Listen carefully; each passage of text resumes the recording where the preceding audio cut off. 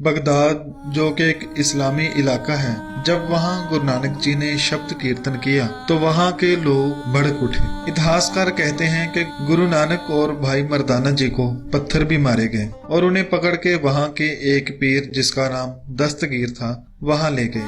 और उस पीर ने गुरु नानक जी से कहा, क्या फकीर, क्या तुझे पता नहीं कि इस्लाम में गाना बजाना वर्जित है? तो गुरु नानक ने उन सबके गुस्से का बहुत शांत रहकर जवाब दिया और कहा कि दुनिया के गीत संगीत में कुछ बुरा हो सकता है, मगर जो हम गा रहे थे वो तो उस अल्लाह का गीत था, वह तो उस मालिक के प्रेम में गाए हुए गीत थे। ये गीत नहीं, ये तो बंदगी है, वह तो उससे बात करने का तरीका है। मुझे उस मालिक से इश्क है और मैं अपने महबूब को ऐसे ही याद करता हूँ। वह पीर जिसका नाम दस्तगीर था, वह भी बहुत पहुंचा हुआ था और बहुत दिनों से ऐसे ही महापुरुष की तलाश में था जो उसके सवालों के जवाब दे सके और जिसका रोम रोम अल्लाह की बंदगी में डूबा हो। और उस पीर को लगा कि ये फकीर यकीनन वही महापुरुष है जिसकी मुझे बरसों से तलाश थी। उसे अपना पीर मुर्शिद मानने से पहले वह ये जान लेना चाहता था कि कहीं मैं कोई गलती तो नहीं कर रहा। तो उसने गुरु नानक से अपने मन में दबे 3 सवाल पूछे जो उसने पहले भी कई पीर पैगंबरों से पूछे थे, मगर उसके मन की तसल्ली न हुई थी। तो उसने गुरु नानक जी से कहा कि ऐ फकीर, मैं तुम्हारी बात की कदर करता हूँ और इन सब की तरफ से मैं माफी भी मांगता हूँ, मगर मैं तो तभी आपको एक सच्चा फकीर मानूंगा अगर आप मेरे 3 सवालों के जवाब दें।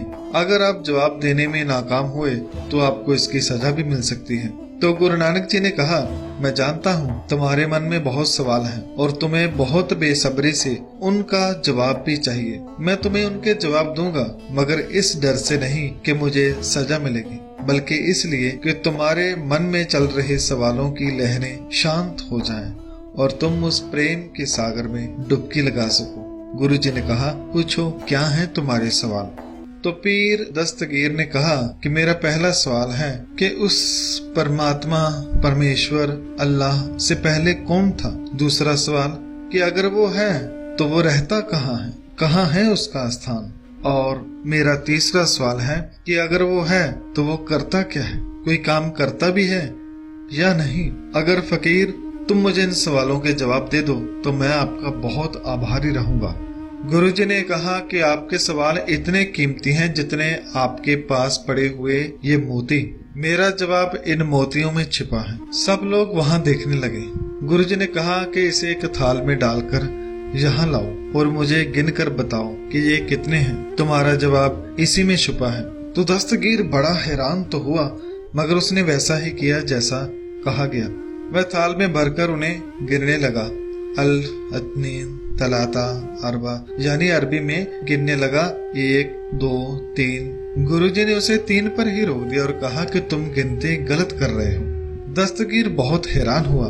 उसने कहा कि मैंने बिल्कुल सही गिना है। गुरुजी ने कहा, नहीं, तुम फिर से गिनो। उसने सोचा कि शायद मुझसे कुछ गलती हो गई है। वह फिर से गिनने लगा 1 2 3।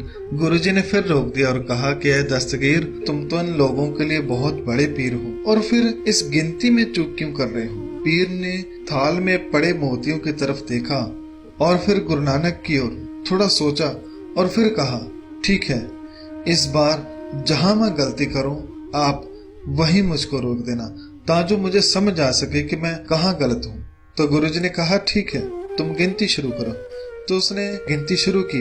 जब उसने 1 कहा 1, तो गुरुजी ने उसे वहां ही रोक लिया, हाथ पकड़ लिया और कहा कि तुम यहाँ गलत हो। अब पीर भी हंसने लगा कि मैं तो समझा था कि आप बड़े फकीर हो, आप बाबा हो, मगर आपने तो मुझे 1 पर ही रोक दिया। भला 1 में क्या गलती है? गुरुजी ने कहा, यही तो गलती है।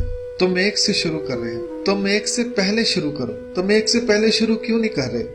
तो पीर ने कहा कि 1 से पहले तो कुछ नहीं है, सब 1 से ही शुरू होता है। गुरु नानक जी ने कहा, यही तुम्हारे पहले सवाल का जवाब है।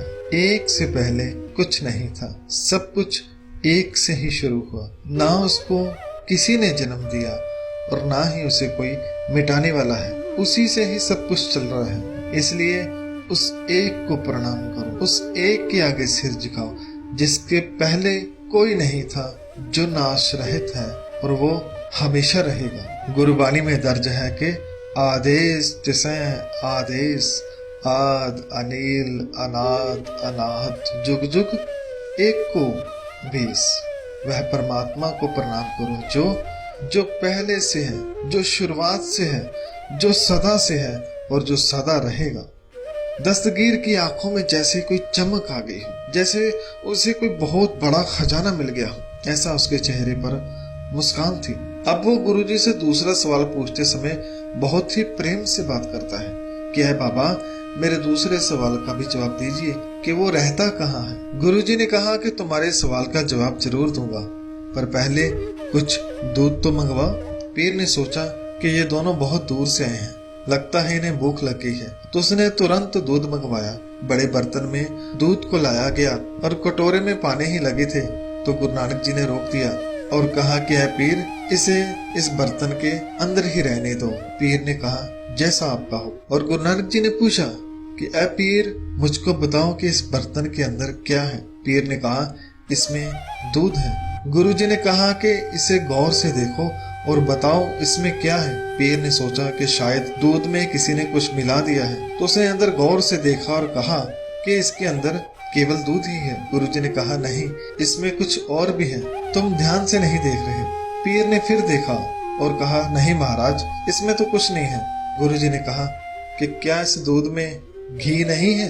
पीर ने कहा वो तो हर दूध में होता है। गुरु नानक जी ने कहा फिर बताओ इस दूध में घी कहाँ है। पीर ने कहा इसमें घी तो है मगर दिखाई नहीं देता, और घी को देखने के लिए तो दूध को अलग प्रक्रिया से गुजरना पड़ता है। गुरुजी ने कहा बस यही तो है तुम्हारे दूसरे सवाल का जवाब। जैसे यह दूध है वैसे ही हम सब ये दुनिया है, और इस दुनिया में परमात्मा वैसे ही है जैसे दूध में घी।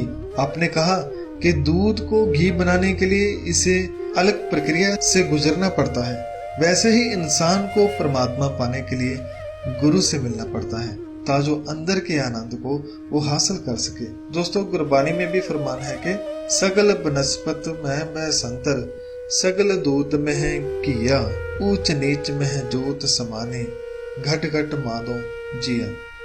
कि जैसे हर लकड़ी के अंदर आग है और हर दूध में घी है, गुरुजी फरमाते हैं वैसे ही वह प्रभु की जोत हर एक में है। गुरुजी ने कहा अब आप समझ गए ही होंगे कि परमात्मा कहाँ है।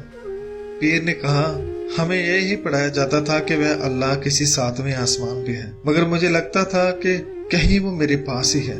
मगर आज आपकी बात सुन के महसूस हुआ कि सचमुच ही वो हमारे अंदर और सबके अंदर है। अब पीर ने हाथ जोड़ ली और कहा कि अब मेरे आखिरी सवाल का भी जवाब तो दे दीजिए ताकि कोई शंका मेरे अंदर न रह जाए। और मेरा सवाल था कि वह परमात्मा करता क्या है। गुरुजी ने कहा इसके लिए तुम्हें मेरी जगह पर और मुझे तुम्हारी जगह पर जाना पड़ेगा ताकि तुम्हें सवाल के जवाब की अच्छी तरह समझ आ सके। पीर बिना किसी देरी के अपनी जगह से उठा और गुरुजी के पास आ गया और गुरुजी से कहा कि आप मेरी जगह पर बैठ सकते हैं और मुझे मेरे सवाल का जवाब दीजिए।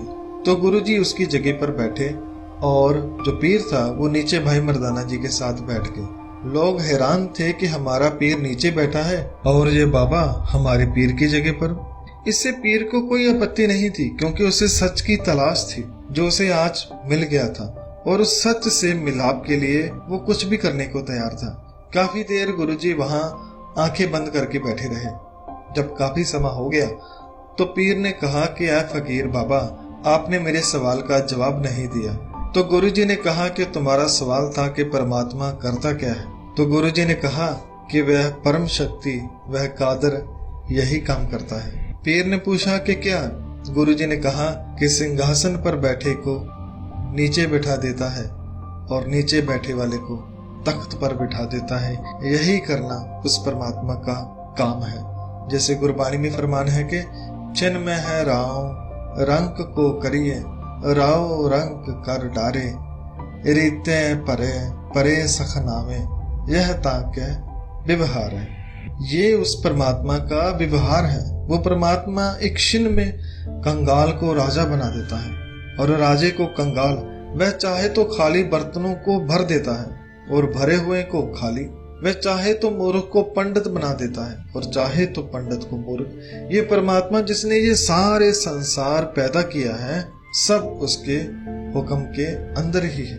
अब दस्तगीर को अपने तीनों सवालों के जवाब मिल गए थे। गुरुजी ने कहा कि परमात्मा जिसने ये सारा संसार पैदा किया है, ये सब संसार उसके हुक्म के अंदर ही है और जो उसके हुक्म को जान लेता है वह ही आनंद में रहता है।